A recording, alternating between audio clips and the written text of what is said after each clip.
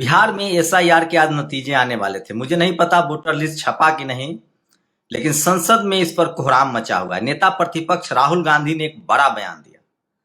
राहुल गांधी ने कहा है कि जो भी चुनाव आयोग में टॉप से बॉटम, ऊपर से नीचे तक के अधिकारी हैं या बॉटम से टॉप के अधिकारी हैं, वो देशद्रोह का काम कर रहे हैं। उनके पास पुख्ता सबूत है, चुनाव में बेईमानी की जा रही है, और जब भी वो सत्ता में आएंगे ऐसे अधिकारियों की पहचान हो रही है। और वो ये ना समझे कि वो रिटायर हो जाएंगे तो बच जाएंगे, वो रिटायरमेंट के बाद भी नहीं बच पाएंगे। ये बहुत जरूरी मैसेज है। आखिर जो लोग बेईमानी कर रहे हैं, अगर अगली सरकार आएगी तो जांच होगी। आप जांच करने से तो नहीं रोक सकते हैं। इस सरकार के जांच के मामले की भी परत खोलूंगा कि किस तरह से ईडी ने अब तक कितने एफआईआर किए और कितने लोगों का केस कोर्ट में गया और कितने लोग बीजेपी में शामिल होकर पाक साफ हो गए। तो राहुल गांधी कौन सी धमकी, इसमें धमकी की क्या बात हुई? राहुल गांधी कह रहे हैं कि मुझे, मेरे पास सबूत है चुनाव आयोग के टॉप से लेकर बॉटम तक के अधिकारियों का, और बॉटम से टॉप का जो राष्ट्रद्रोह यानी लोकतंत्र के साथ मजाक कर रहे हैं, संविधान के साथ मजाक कर रहे हैं। और ऐसे अधिकारियों को अगर हमारी सरकार आएगी तो हम छोड़ेंगे नहीं, बाकायदा जांच होगी। तो सवाल है कि जब बीजेपी तो किसी को नहीं छोड़ रही है, मेरे जैसे पत्रकार को नहीं छोड़ रही है, 5 साल 6 साल से जांच, नोटिस पर नोटिस, जांच पर जांच हो रहा है, राहुल गांधी, लालू यादव जांच हो रहा है, तो ऐसे में सवाल उठता है कि आखिर कौन सा झूठ बोला गया है। सोचिए, सरकार ने संसद में बताया है ईडी ने पिछले 10 सालों में 5,892 मामले दर्ज किए। इनमें से सिर्फ 1,398 मामले को ही अदालत में ट्रायल के लिए भेजा गया। तो 5,892 मामले दर्ज हुए थे, उसमें से सिर्फ 1,300 मामले जो हैं, 1,400 मान लीजिए, 1,400 में दो मामले कम है, 1,398 मामले में कोर्ट में ट्रायल के लिए भेजा गया। बाकी 77% मामलों में कोई सबूत नहीं मिला और वो कोर्ट तक नहीं पहुंच पाए। 5,892 मामलों में सिर्फ 8 मामलों में दोष सिद्ध हुआ है। ईडी का कन्विक्शन दर मात्र 0.13 है। इसका मतलब है कि ईडी का इस्तेमाल विपक्ष को डराने, फंसाने और बदनाम करने के लिए किया गया है। मोदी और शाह ईडी को माफिया गिरोह की तरह इस्तेमाल कर रहे हैं। ये हालत है ईडी की। इस पर भी राहुल गांधी कह रहे हैं कि छोड़े नहीं जाएंगे वो लोग जो राष्ट्रद्रोही का काम कर रहे हैं। और वो सुब्रमण्यम स्वामी जो बीजेपी के सांसद भी थे, उन्होंने कहा है कि मोदी और अमित शाह को जेल जाना पड़ेगा। जैसे ये सत्ता से बाहर हुए, इनको जेल जाना पड़ेगा। और इसीलिए सुप्रीम कोर्ट तमाम संस्थाओं को ये कब्जे में करना चाहते हैं। ये सबसे बड़ी खबर बता रहा हूं। हमारे पास सबूत है कि चुनाव आयोग वोट चोरी करवा रहा है। मैं 100% सबूतों के साथ ये बात कह रहा हूं। ये राहुल गांधी ने कहा है। सोचिए, मोदी के खिलाफ नारों में जोश आ गया, तो इसका मतलब साफ है कि चुनाव आयोग में जो भी लोग वोट का चोरी का काम कर रहे हैं, हम उन्हें छोड़ेंगे नहीं, क्योंकि आप हिंदुस्तान के खिलाफ काम कर रहे हैं, जो कि देशद्रोही है। ये लाइन है भारत के खिलाफ। आप कहीं भी हो, चाहे आप रिटायर ही क्यों ना हो जाए, हम आपको ढूंढ निकालेंगे।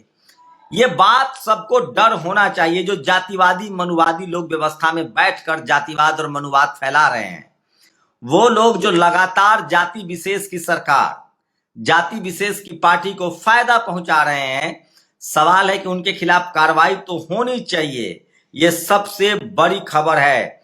और सोचिए, इस देश के छात्र विरोध प्रदर्शन करें एसएससी के, और वहां जो सवर्ण टीचर प्रोटेस्ट में शामिल हैं, वो कह रहे हैं विपक्ष कुछ नहीं कर रहा है।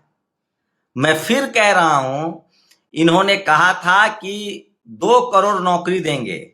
एससी एसटी ओबीसी की नौकरियां खत्म हो गई, आरक्षण खत्म हो रहा है, वैकेंसी नहीं निकल रही, तो आरक्षण का हम लोग क्या करेंगे? अचार डालेंगे। वैकेंसी नहीं निकलेगी, न रहेगा बांस, न बजेगी बांसुरी। उसके बाद इन्होंने कहा था कि मुसलमानों के पेपर चेक होंगे। बिहार में 1 करोड़ हिंदुओं के वोटर लिस्ट से नाम कटने वाले। अब बताइए, भारत के आप नागरिक हैं तो आपका सबसे बड़ा अधिकार क्या है? वोट का अधिकार। आप वोट ही नहीं डाल पाएंगे। पहले आपकी वोट ईवीएम से चोरी हो जाती थी, अब वोट ही नहीं डाल पाएंगे। तीसरी सबसे बड़ी बात, सोचिए, इन्होंने कहा था कि मदरसे बंद होंगे, 90,000 स्कूल बंद हो चुके हैं। अब जाकर यूपी सरकार कह रही है कि 1 किलोमीटर के दायरे में और 50 से कम छात्र वाले स्कूल का मर्जर नहीं होगा। ये तब कहा गया है जब आपने आंदोलन चलाया। सोचिए, इसलिए मैं कह रहा हूं, पढ़ने लिखने बोलने से सरकार की चूल्हे हिलती हैं। स्कूल वाले मामले को तमाम दलित पिछड़े नेताओं ने उठाया, मायावती जी ने उठाया, अखिलेश ने उठाया, कांग्रेस ने कहा, सोशल मीडिया पर कैंपेन चलाया गया। अब सरकार कह रही है लेकिन इस पर भरोसा मत कीजिए। ये लोग कहते कुछ है करते कुछ है। यूपी फिर से राजस्थान में 2000 स्कूलें बंद कर दी गई क्योंकि हम उसको मरम्मत ही नहीं कर सकते। कल मुझे एक आरटीआई एक्टिविस्ट हैं ओबीसी समाज से, वो बता रहे थे कि पटना में 400 स्कूलें हैं जो जर्जर हालत में हैं। तो सवाल है कि इस देश में सरकार क्या करने के लिए है? फीता काटने के लिए। जब स्कूल ही नहीं बनाएंगे तो फीता किस बात का काटेंगे?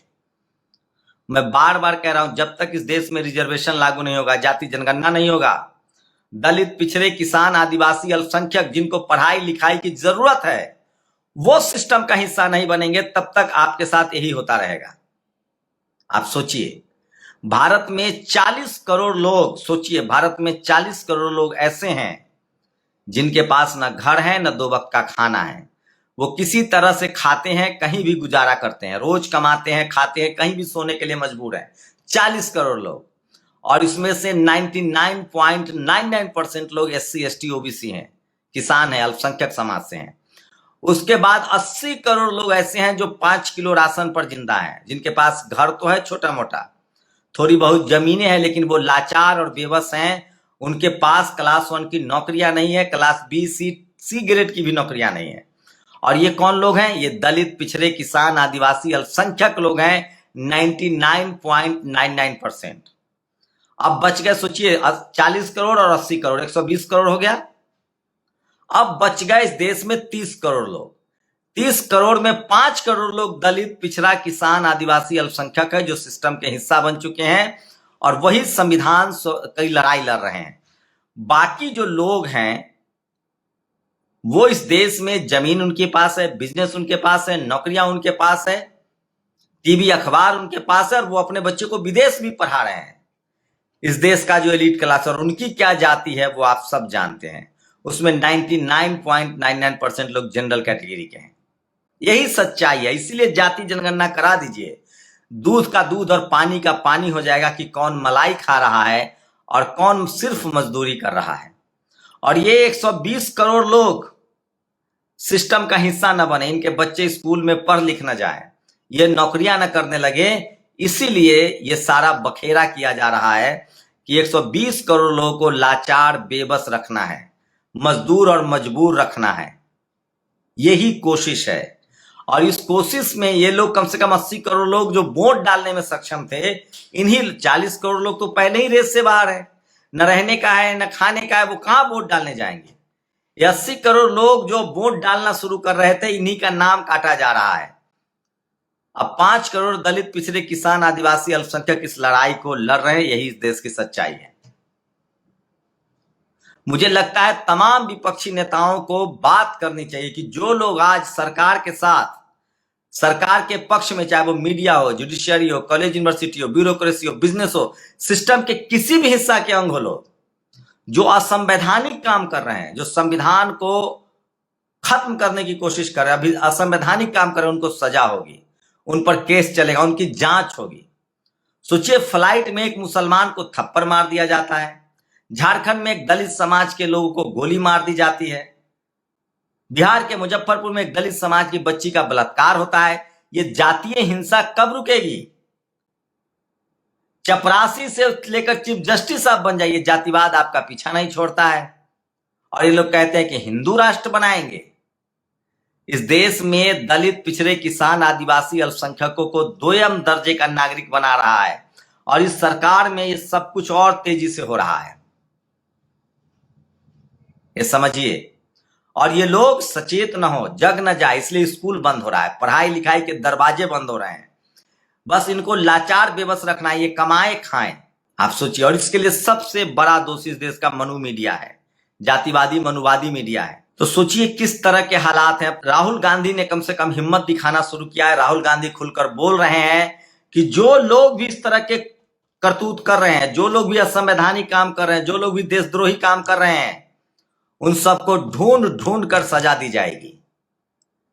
और सरकार किसी का परमानेंट नहीं होता है। 100 सांसद है राहुल गांधी के पास, और बिहार, यूपी, छत्तीसगढ़ से, झारखंड से सामाजिक न्याय के नाम पर 150 स्कोर कर जाएंगे, 200। उस दिन क्या होगा?